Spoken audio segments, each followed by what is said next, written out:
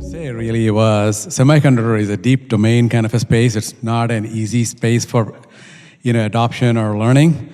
So it's a skill that's not, it's rare even in the Silicon Valley now. So software kind of, and most of our ecosystem is more software and into areas like that, big data, whatever's really hard that way. So that's what he meant. So we're really looking forward to your presentation today. Another amazing entrepreneur that we bring to you at TIE. I don't want to take time introducing him because the intro is already on the email that you all had read. But love to make sure that most of the time goes to an interactive question-answer session where you'll really learn from his experiences. Without much ado, I'm honored to introduce Rajesh Vashist, our guest of honor for the evening. Thank you so much. I guess this is small enough. I'm not sure you really need this, but I'll try this. Is this on even? Yes, it's on. Okay. So this is called My Story. My story, any story we know has a beginning, a middle, and an end. So the only modification I'll make is my story, parenthetical, ongoing. It's not yet ended. Perhaps a few more years. So thank you very much for inviting me. I've been a TIE charter member for upwards of a decade and a half. I've been involved with TIE since the earliest years of TIE.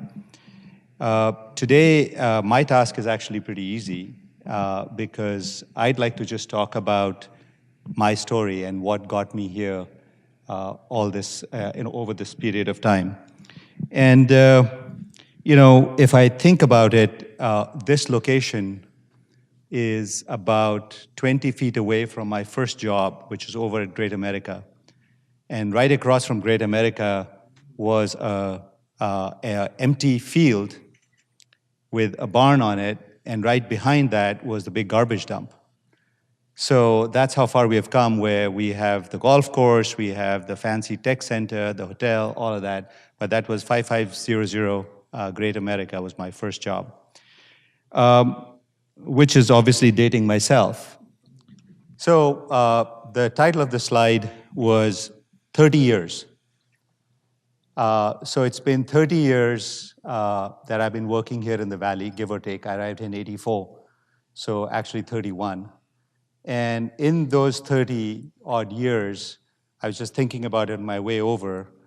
I've been for 16 years in the current position that I've been in, which is CEO. So in other words, out of 30 years, I've been CEO for 16 years out of that. And I was reflecting on what that means and, Yeah. So, so is this better? So 30 years of being in the Valley, and what does that mean? So for 30 years, I've been with 6 companies so far. One established multinational company.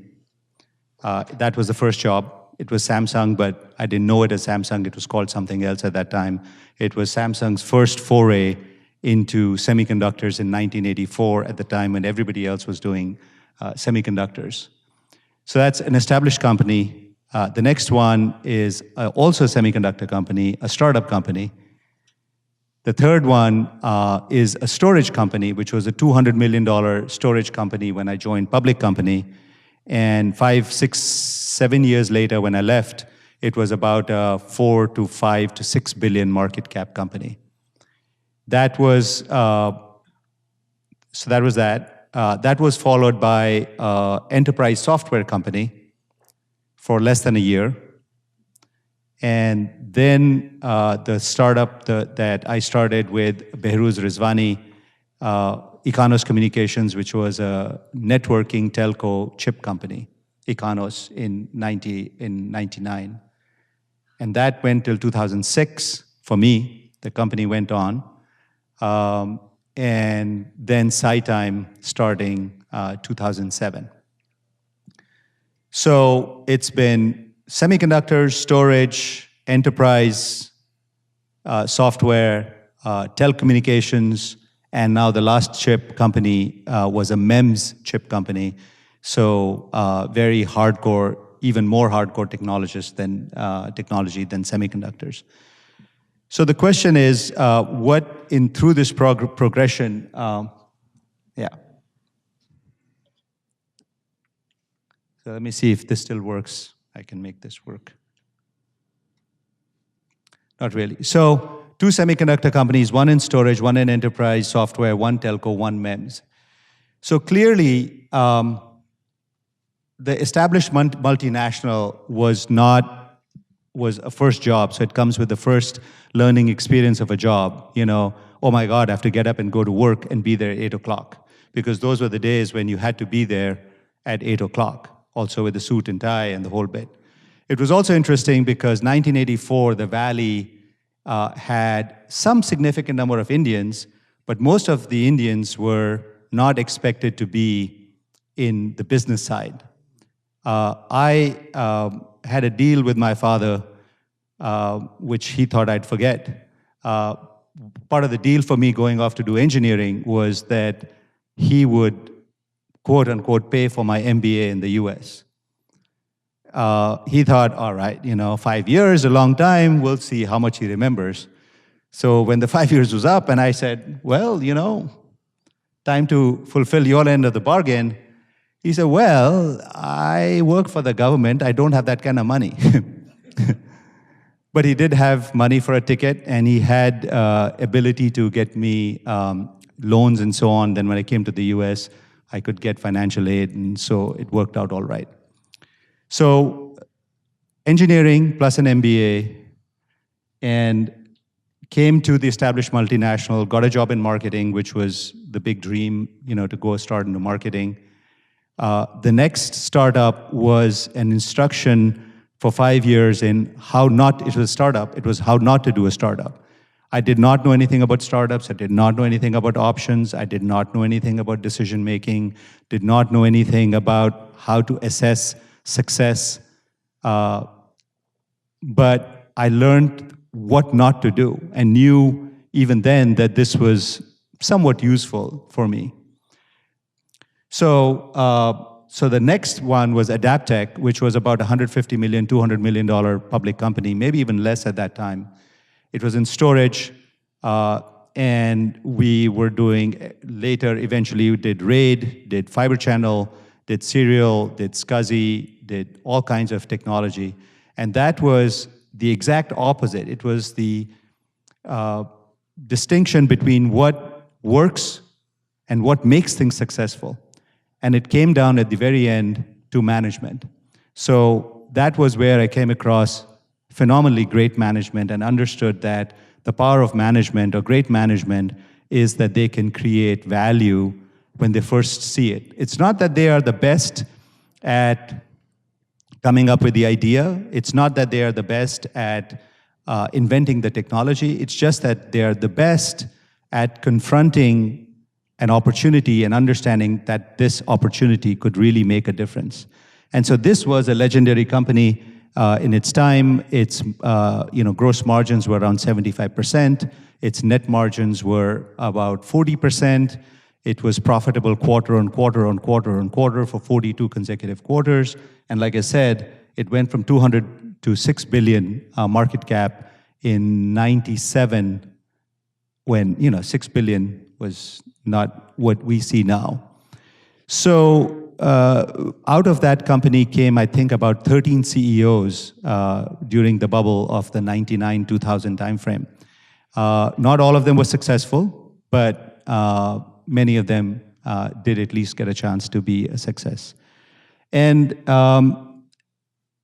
having been in all this area of hardware of some kind or the other, it was 99 or 98, and I thought, there's this cool thing, software, enterprise software, B2B, B2C going on. Perhaps I should throw my hat in the ring, which I did. I joined an existing company, a venture company, and basically came to the conclusion that wasn't for me. There wasn't enough meat on the bone in software for me to understand how to extract real value from it. And that led to a meeting with Behrooz Rizvani, the original founder of Econos, who came up with the original idea, meeting up with the VCs who supported him, and two guys in a garage, almost a garage, two guys in an office in Fremont, literally an empty office, no chairs, no tables, no computers, July 99, at a time when it was impossible to hire anybody, leave alone hire digital engineers, analog engineers, software engineers, hardware engineers, system engineers. But the math was very simple. The math in those days was, as many of you know, was just build a company and somebody will come by and buy it pre-revenue, pre-product for a lot of money. And that exactly is what happened to me. So we were 9 months old, we were pre-revenue, we were pre-product. We didn't forget the pre-revenue, we were pre-product, 9 months away, 10 months away from product. We had 13 companies competing to buy us, all the big names that you can remember from that time in the semiconductor industry, $500 million in market value that was being offered at a time when 65% of the company was still owned by the team, the founders and the team. So I still remember that I got quite excited and took my wife out for a very nice dinner. That dinner I remember, the rest of the story isn't as good as that. The rest of the story is that while we were talking to 11, 12, 13 companies, late 2000,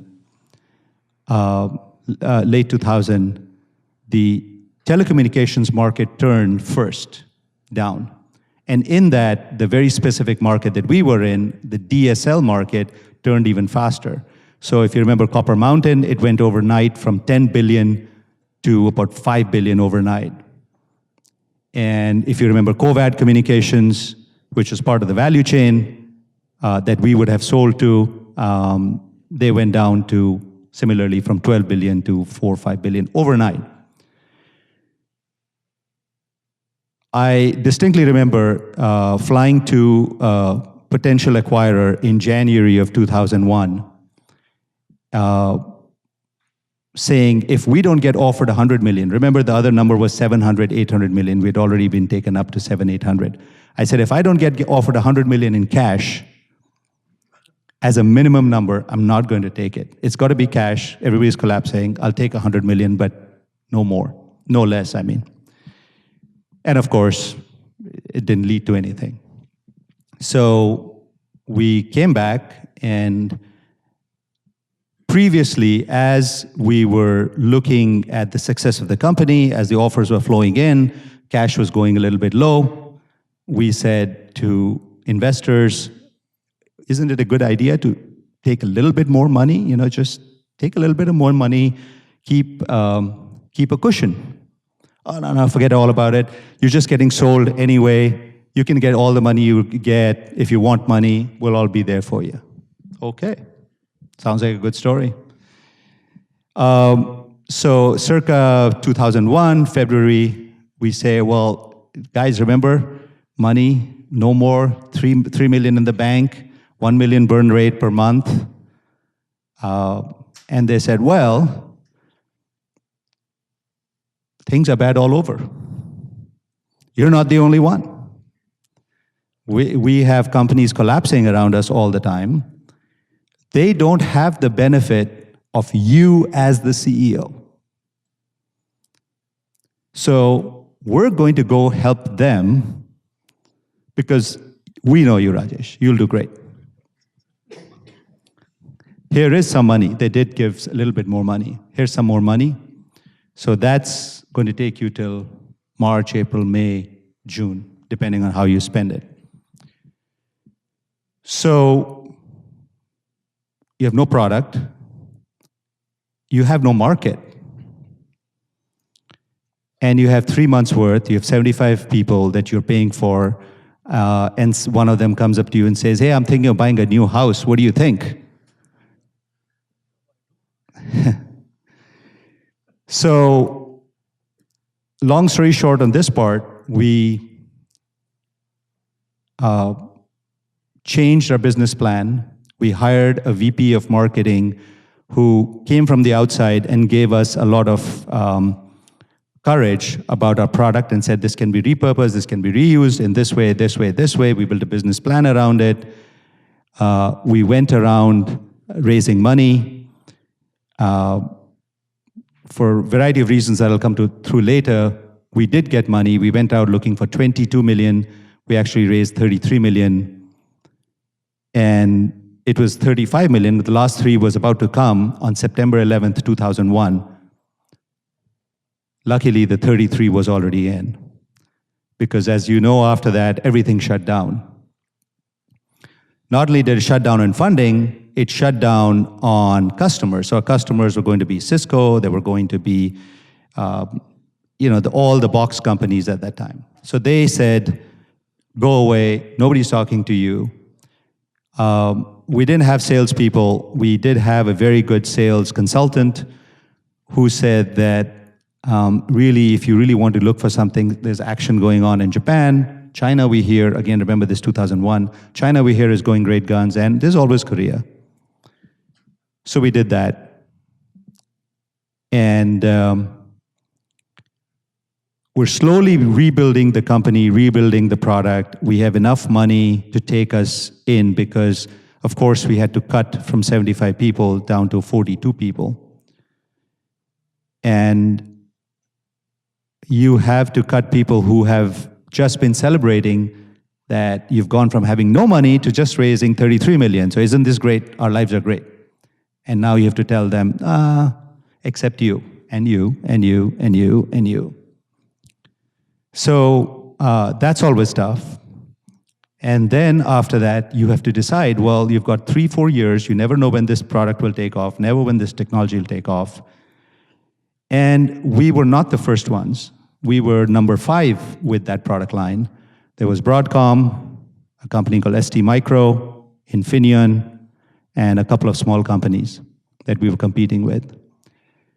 All of them were on one side of the standards bodies, for those of you who know ANSI, ETSI, IEEE, and we were on the other side.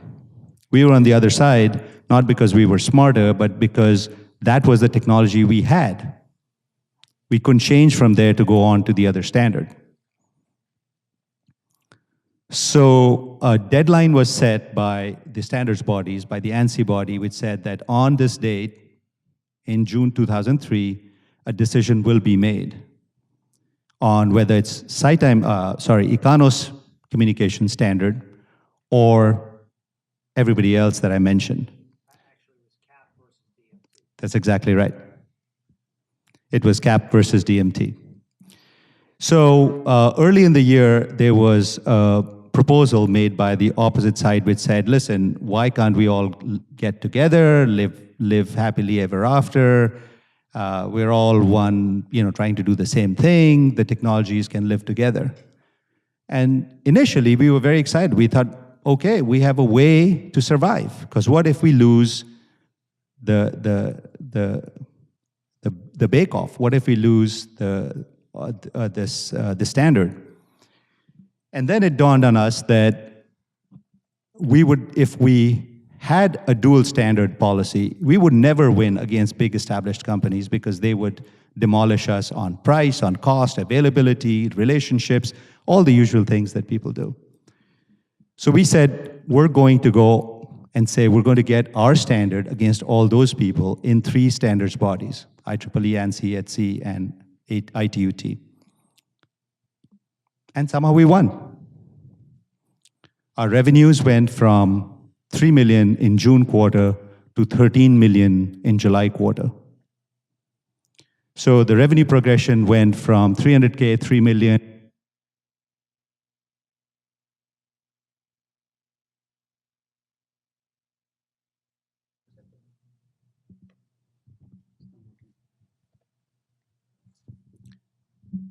And when you're the sole standard, life is pretty good. So that was that part of that story. And I took some time off. We went public. We had a great IPO, went public, had a market run up to 600 million. I left, and about 10 months later, some of the opportunity came to come be the CEO of SiTime, which was a MEMS semiconductor company. And of course, as usual, I did not know anything about the technology, because I've never known any of the technologies that I've really sort of taken up companies for. So in that sense, listening to some of your previous speakers, I may be a little deficient, because they are all appear to be expert in the technology. But I claim no expertise in any of these technologies. Is this still working? So, so the next one, MEMS, 2007. And of course, there seems to be some kind of a luck problem going on here, because in 2008, there was the downturn, which continued through 9 and 10. So I won't bore you with the details of the funding problems in trying to bring a semiconductor MEMS company to fruition. But we did it. We got acquired last year for 10 times revenue. And we are thriving. We have had extremely low turnover, with some exceptions, of people who've gone on to better companies, they think. They're here in this audience, that's why I'm smiling so much. So basically, we are doubling our revenues and moving very fast to be, again, we've competed against some of the big names in the MEMS industry, and it turns out that we are, again, 90% market share owners, just like we were at Econos. So again, it's a good place to be for the company. So that has been some quick summary of the last 30 years. So I have, as I said, some things I don't have. I don't know anything about, I'm not an expert on. I don't have any patents. I'm an engineer. I escaped from engineering as soon as I could, went to business. And so no patents, no engineering experience. I have zero cool product ideas. I have a lot of colleagues who have really, really great, cool product ideas, and I could sit in a room and stare at the wall all day long and not have a single cool idea. When I recall distinctly having little to no ambition, when I say this to my colleagues, they look at me and laugh and wonder what fiction I'm making up. But I make this point just to say that there are CEOs, there are entrepreneurs that I've met who do have absolutely a burning ambition. They can't wait to start their company. I know one whose only title has been CEO. He graduated from university with a PhD. His first title was CEO. He started his first company at 22 or 23.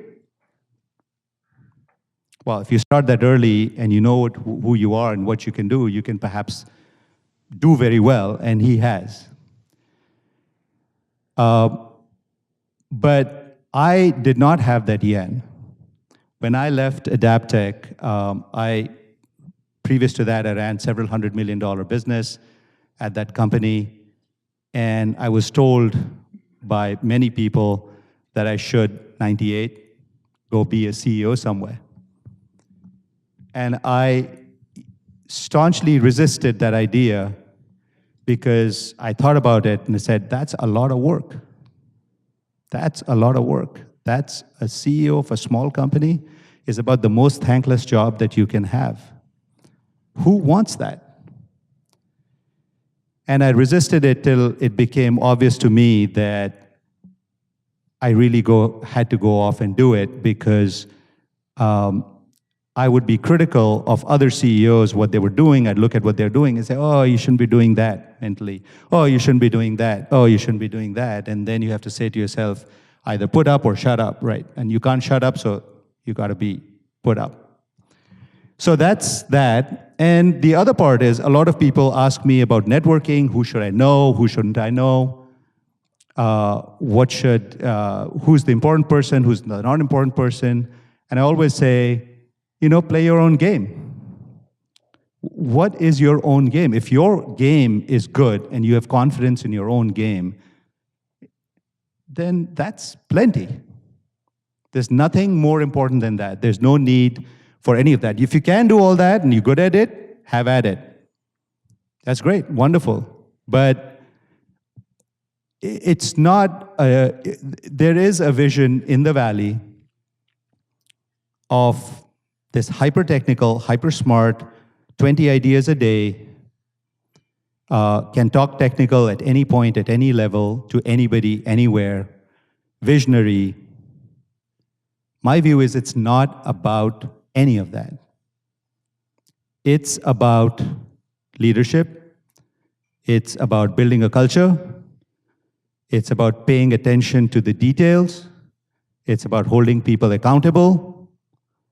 It's about being relentless even when you feel like giving it up because you're tired, it's been a long day, it's 8 o'clock at night, and somebody asks you for that one little thing, and you want to say, all right, but you got to resist it. And that's what my story is about. It's not about having a great, again, idea or any of that. I think the Valley is full of people with great patents, great engineering experience, cool product ideas. It's also the place where 97% of companies fail. They all have smart people. They all have cool ideas. It's not that they don't want to succeed. What's the problem? What is the problem? Why is it so high? Why is it 97%? Why is it not the opposite? And I think that the difference is leadership. I think the difference is commitment. I think the difference is consistency. I think the difference is all of those things. So if I could go on to that. So what I say yes to is risk-taking. I have never not taken a risk. But when you take a risk, if you know you're going to take risks, you have to be very, very focused that you're taking a risk, you better pay attention. You're going to be jumping out of a plane, make sure your straps are tied. Have somebody check it again 2, 3 times. But take the risk, jump. We took a risk and we said, we're not going to compromise with a whole bunch of big guys on standards. But then we won the standard. We said, we're going to keep on developing this MEMS technology because we know that this will work. And it is working. It has worked. It's in products all over the globe. We've shipped 300 million units, not a single failure. Revenues doubling year after year. The second thing is, of course, it goes without saying, but sometimes it needs to be said, is integrity. And it is integrity of thinking, integrity around money, integrity around commitments, integrity around people, integrity around your team. Why would anybody trust you? Only if you have integrity. And the integrity has to be pretty unimpeachable. It has to be one that people can say, yeah, we're going to trust this guy. We don't know how, but we're going to trust this guy. Biggest market size. You can't make a market. It's either there or it ain't. You can get a team, you can get technology, you can get time. Either you have a market or you don't have a market. SiTime's market, which what attracted me to this company, is $5 billion and growing every year 5%. Econos Communication was 90%, 95% market share leader at the time that I was there, which is many, many, many years ago. But it was a small market. It did not grow the way it was anticipated to grow. So you see the flip sides of both of them. Transformational technology. Are you building an aspirin or are you building a vitamin? I forget to take my vitamins all the time. If I don't have them, it's not at home, we'll go out and get them tomorrow, day after, and so on. But if I have a headache, I want an aspirin, and I want it now. I don't care if it's brand A, B, C, D. I don't care if I have to drive. So if your transformational technology doesn't solve a significant pain point, and you know when you have a significant pain point is when people want to talk to you about it, when your phone calls get returned, when they come running after you, when you're a small company and you're losing money, you have no prospects, but a very, very, very large company in the Valley says, I want to use your product in my seminal product. Then you know you have a transformational technology. And in fact, if you hold the bar that high, then you know you have it. So even you have to say no to people who don't fall into this category. And finally, I've seen a lot of people whose desire for success is not as high as the desire to be right. They'd rather win the argument. They'd rather say left is more important than going right. I'm only interested in saying, where's the gold? Is it on the left or the right?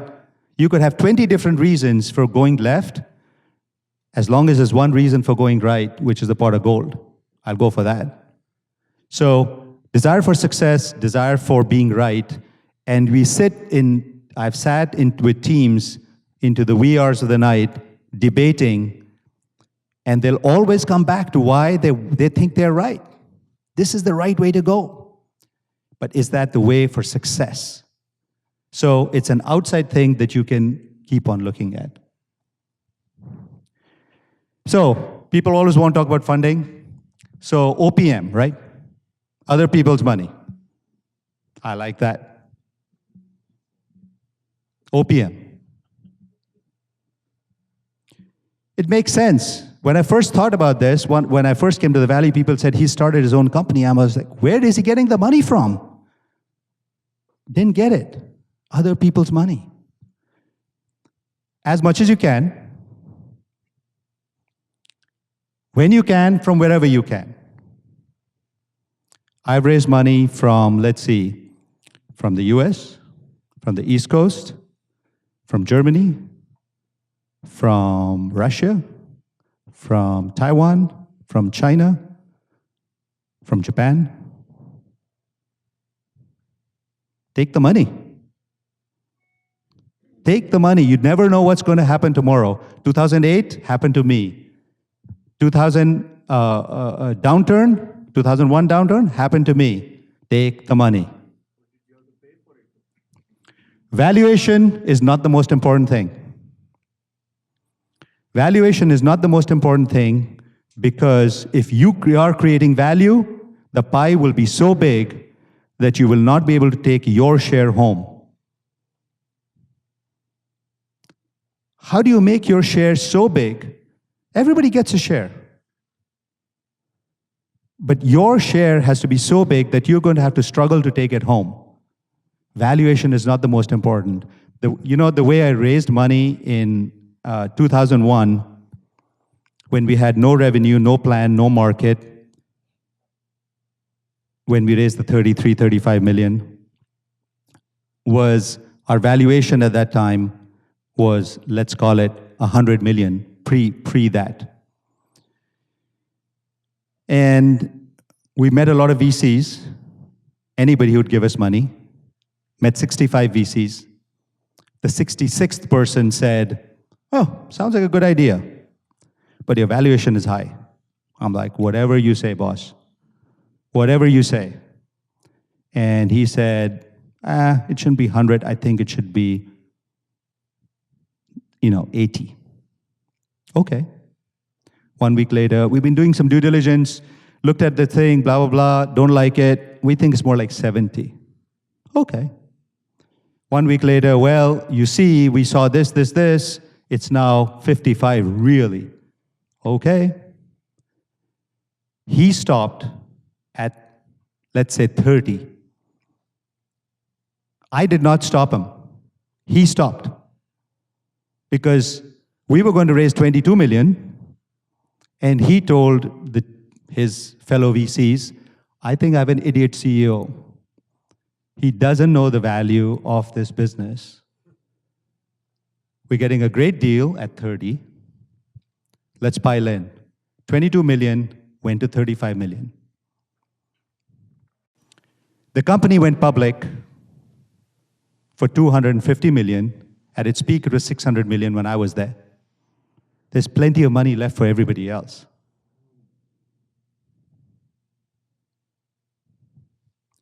And finally, I like VCs a lot, but I like the best VCs. The best VCs are those who will not turn tail and run. They're the ones who will stick with you. They're the ones who will recognize that the CEO title, the C stands for chief. They'll also be the ones who recognize that if you don't take the chief title, they'll get rid of you and get somebody who will. So, very simply, with the personal behaviors that I like for myself is the highest integrity that I can think of. It helps in every way that I mentioned before earlier. Consistency, which is having sticking with the plan when it makes sense, asking the team to pitch in and change the plan when it doesn't. But being consistent about it. Building consistently a company where people can then say, yes, we can speak up. Yes, we can contribute. Yes, we get promoted. Yes, we get money. Yes, yes, yes to all of that. If you don't do that, then it doesn't happen. Commitment, if the CEO, of course, doesn't have the commitment, it'll be so obvious that nobody wants to stay. If the commitment is to the CEO and not to the company, it's so obvious and nobody wants to stay. If the commitment is to money, it's so obvious nobody wants to stay. The courage to have integrity, consistency, and commitment. And finally, the no friends, which is that as a CEO, we all know this, you really don't have any friends inside the company. You do, of course. They are your friends, they're your colleagues, they're very close to you, but they cannot be your friends. They are the ones who you do have to move them aside, move them out, bring new ones, and so on. The success of the company is paramount. Your personal feelings are interesting, but fairly unimportant. That doesn't mean you have to be brutal. That doesn't mean you have to relish it. That doesn't mean you have to, you shouldn't treat people with all the integrity and commitment that they deserve. So I went down the theme of 5, 5, 5, I think 5 slides, and we're done. So thank you. We'll do a Q&A. So we have a simple policy here at TIE, and we would appreciate you would keep your questions short and no string questions, and just ask the question and let the guest of honor answer them, and let somebody else get the opportunity to ask. We'll try to accommodate as many as we possibly can. So before I get started, we have only one mic runner today. Okay, that's fine. So she'll run fast, no problem. So we will. What I'd like to do is, before we get started, there are a couple of people that actually worked with Rajesh over here, and to open up, I would like to really know a little bit more on his personal side of leadership. We really heard him, a pretty amazing CEO, self-made. But Farooq, where are you? I'd like to hear from you. Farhad, I'm sorry, Farhad. And after that, we'll open it up to everybody else. Thanks.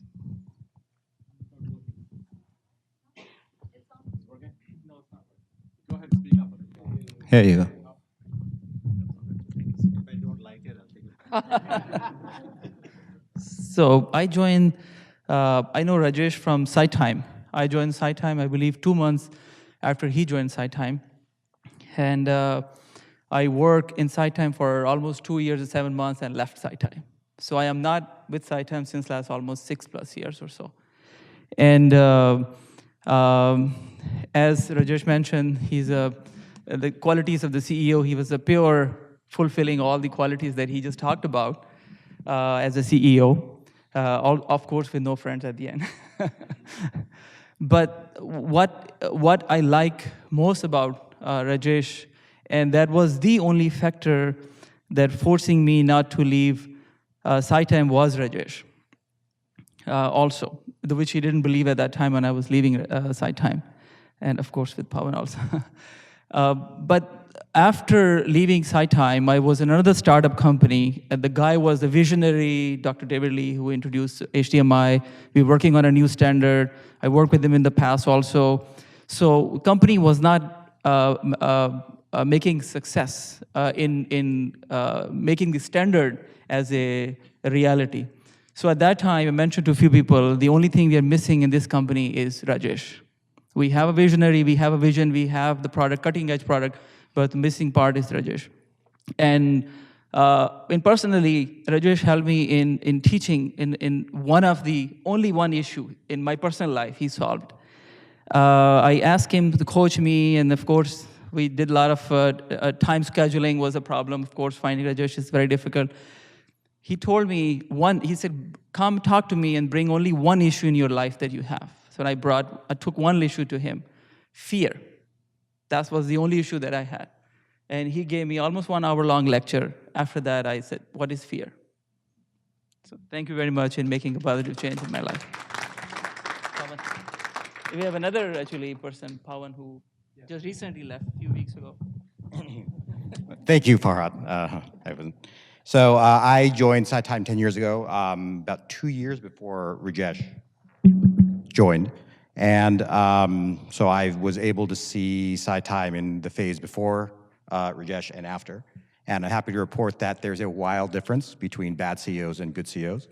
Rajesh turned the company around in a very, very, very significant way.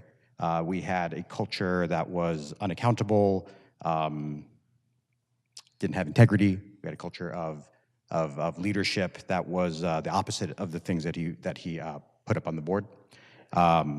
Management that was willing to throw people under the bus and blame and point, and it was terrible. And when Rajesh came, he really did. He turned around the company in the most significant way. And I think he talked about some of the ways that he did on the business side. But I think the most important is what he's pointed out, and what Farhad pointed out also, is in the leadership respect. It's by far the most important thing. I learned that from Rajesh. The technology, the team, all the stuff that you hear at Stanford and everywhere else that we all have gone to and so on, they're important. They're important, but they're not everything. Very far from everything, actually. The technology is very ultimately an important, but not the most important. The leadership that comes from the top and the people that are the lieutenants and so on really will get the most out of the organization and ultimately the technology, and get and steer the company in the right direction, to take the right risks, to place the right bets, to promote the right people, to coach the right people, to coach the right people out, to hire the right people. Those are really where you're going to see the most important leverage. And Rajesh taught me that. And the way that he taught it to me over the 8 years that we worked together, was through him taking the time. So for all the young leaders here, or the aspiring leaders here, to take the time to spend it with the people and grow them and mentor them and coach them on their weaknesses. I have many. He helped me with those. On their strengths, not just the business, not just the technology, but really decision-making, risk-taking, how you compose yourself, how you talk. The best part is they're ex-employees. Yeah. And After that, they left. yeah. And even after that, they left. So there might be other. No, just joking. And so those are the places that I think have the most leverage. And I learned that from Rajesh. And honestly, same as Farhad, one of the hardest things for me for leaving, one of the hardest things that the 5 months that I put my poor wife through the decision-making process to leave, one of the hardest things was deciding to get out from his safe harbor with such a great leader. So that's what will bring value to a company, is having a leader like that. So. Thank you, gentlemen. That was a good litmus test to know from those who left the company, come back and say such wonderful things about him. Okay, how many people have questions? Basically, just wanted to, okay, I'll start with the board member here, so.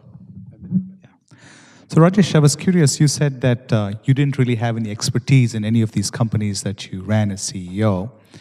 And some of them, you didn't even found. Maybe most of them you didn't found, but you were brought in to turn it around, etc. Now, some of the previous management, right, some of the previous leadership, like the founders, etc., some of them may have been toxic, some of them may have not liked the fact that somebody was brought in over them. How did you manage to retain the people who were key to the company? And if some of them were just not workable, how did you manage to replace them and still not lose the value proposition of what they were building? Thank you. Both are working. Okay.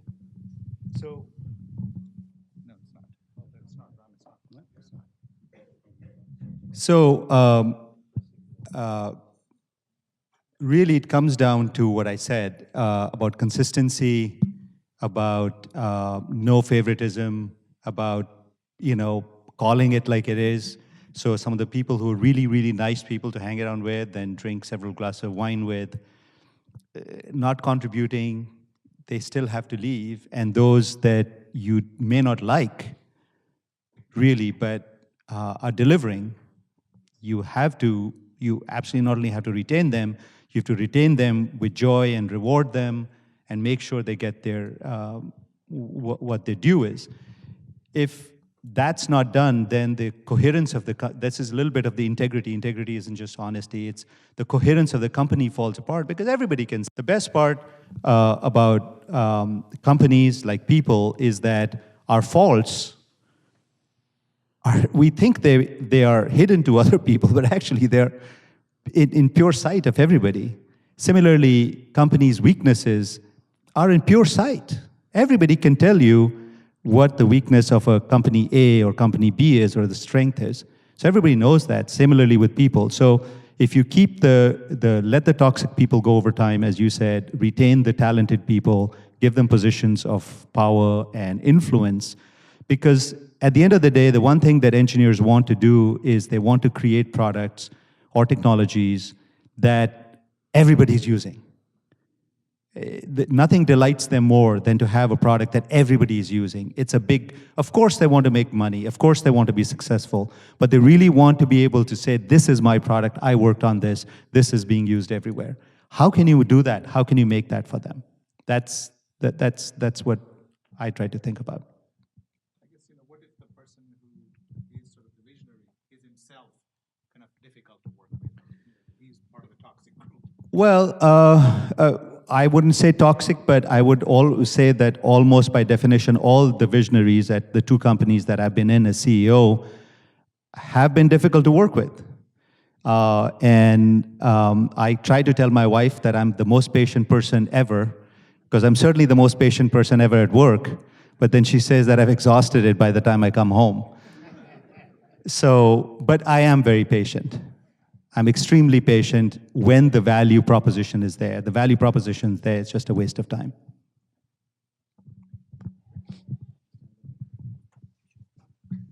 First, congratulations. Is this on? I don't hear it. Yeah, it's on. Congratulations on an excellent talk. It's one of the best I've heard here in years.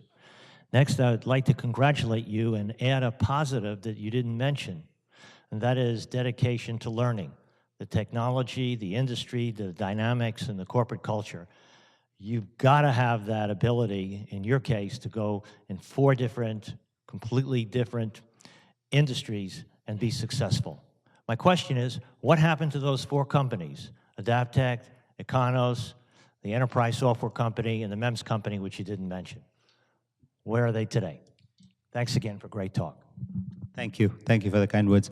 Actually, the MEMS company is SiTime, and that's the one that got sold for 20 times last revenue. What's the application? What does it go into?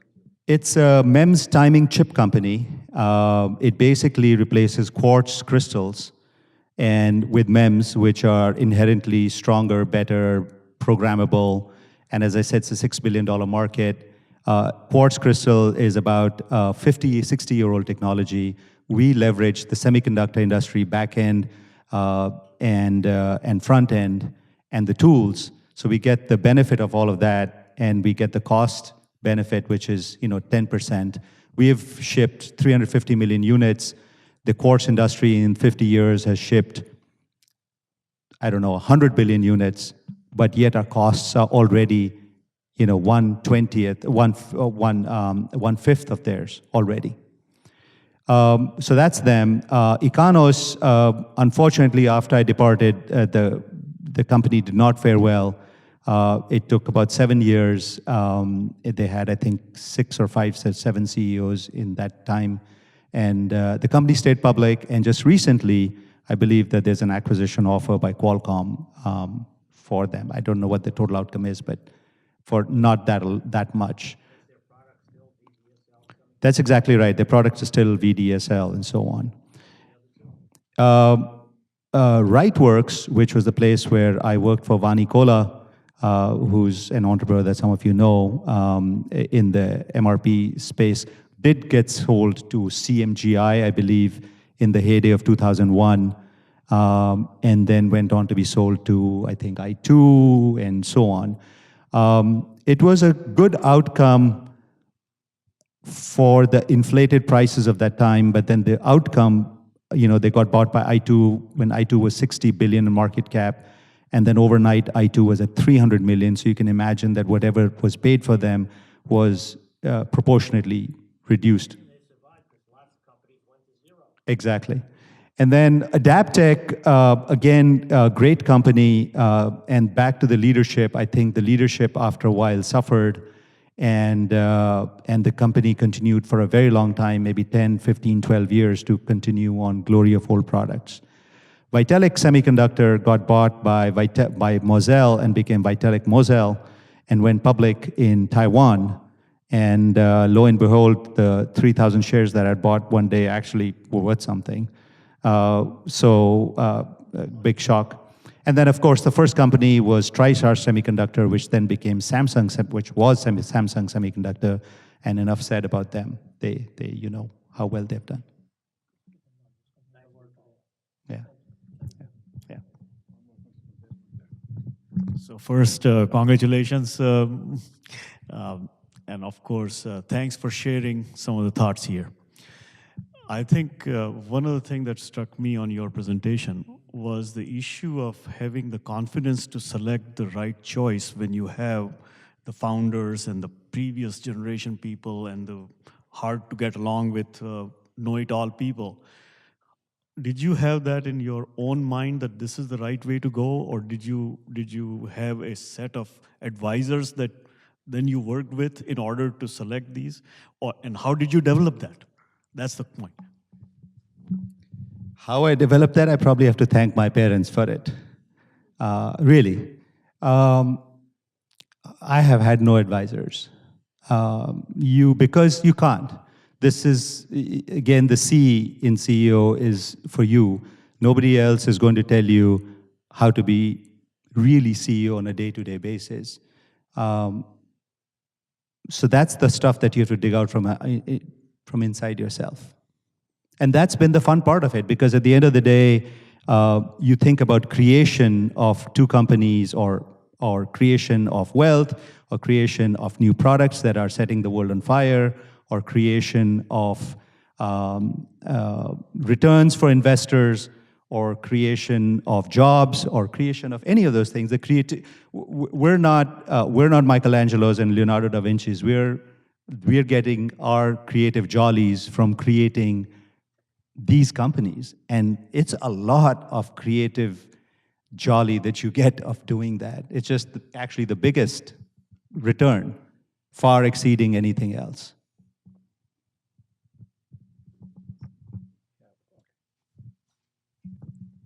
Firstly, thank you for your presentation. I think I haven't had the experience that you've had, but I certainly can relate to some of the things you've said. In your 30 years, what has been your darkest moment and what got you through it?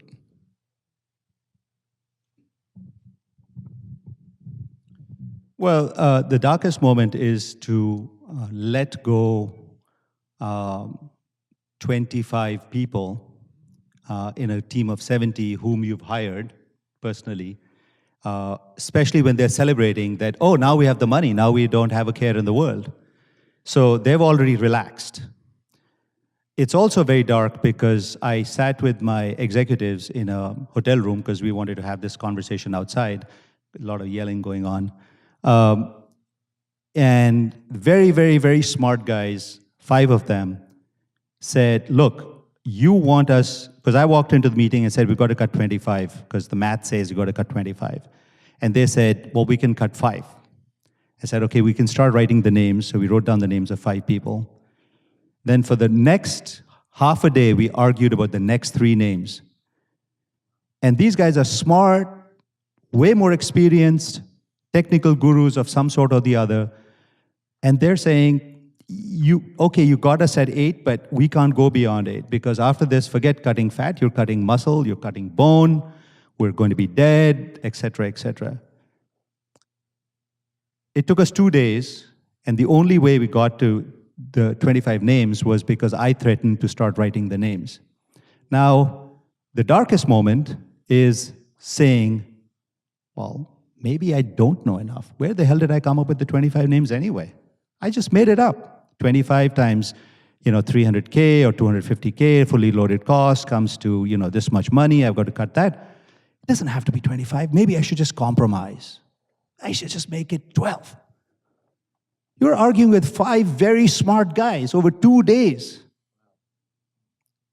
They're not cutting you any slack, and they're saying, and really saying to themselves, well, have you ever been CEO before? Aren't you a first-time CEO? What's your success rate, buddy? Of course, they're not saying that, but they're saying that. Of course, when we cut the 25 people, some of the other engineers came to me and said, if you hadn't got rid of all these people, I would have left anyway. So it's a good thing that you left, you cut all the people, including a couple of VPs, because I was waiting to see if you got that VP. If you hadn't gotten that VP, I was going to leave because then this is not a company worth staying at. So back to the integrity conversation, they were waiting to see the integrity of the discussion. So it is a pretty dark moment to come up with those names when everything rational tells you, just compromise. So my question is, how did you balance all your workload with your family and your health?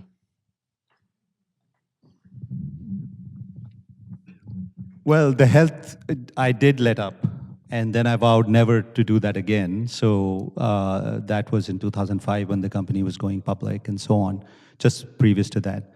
The family, I think you have to have a family partner who supports you in your quest, which I clearly do have. So.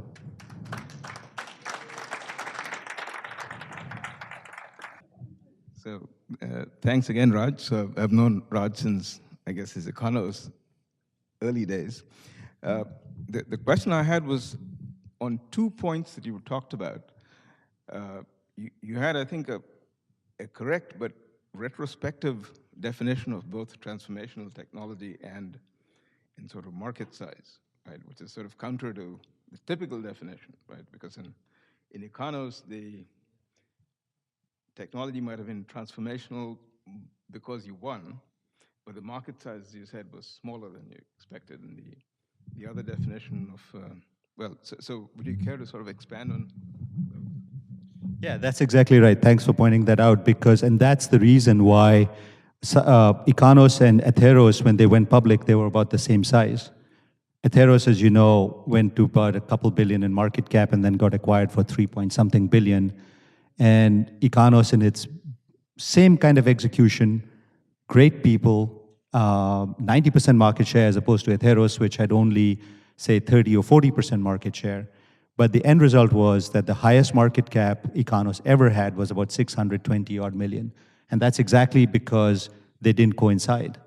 So that's why I was pointing to a company like SiTime to point out that in a company with a 5 or 6 billion size, with the transformational technology, you have the ability, one has the ability to create a lot more value. So I guess, hypothetically, can you comment on what if it's a large market, but you're not necessarily transformational in the technology? I mean, if it's crowded, but can you still win? Yeah, you may win, but it'll be very difficult to win, because I think that the problem that small companies have is, how do you get big customers or big or existing ways of behavior to change if you don't have something of immense value to add to them? And that's where the transformational technology comes. When I say transformational technology, I equate it to immense value creation potential. So you go to a customer, you're reducing cost in some significant way, adding revenue in some significant way, giving them a capability that they would not have. If you don't have those, then the customer is not going to run after you. And I'm a big fan of customers running after you. I think that's the best way, the best position, not because you want to be a demeaning relationship. It's just that that's how you know that you are onto something. Otherwise, you never quite know. Yeah, I think we all have to come every day and say, is this market, is this success going to happen? And at the end of the day, success is about adoption, and about revenue, and eventually about profit. And the reason I wholeheartedly embrace those is because they are great proxies for success. When you have great revenue, great profit, making a lot of money, it's a way to understand that you are on a great path. Not because, oh, it's a lot of money, it's good for you, you can go out doing this or doing that. It's just a great way. It's just like success among people is, somebody has $1 billion, they're not going to be able to spend the $1 billion, but it's a great metric for knowing that this person paid attention to factors that got them to success. So it's a proxy, just a proxy. Thanks, Rajesh. An amazing event. Thank you very much for coming and sharing your wisdom with us. So when I came here today, I thought that I would not learn anything, because I know nothing about the semiconductor industry. But there's so much that I picked up, and probably try to use some of that in my own CEO of the future kind of experience. Thank you very much, Rajesh. Bye.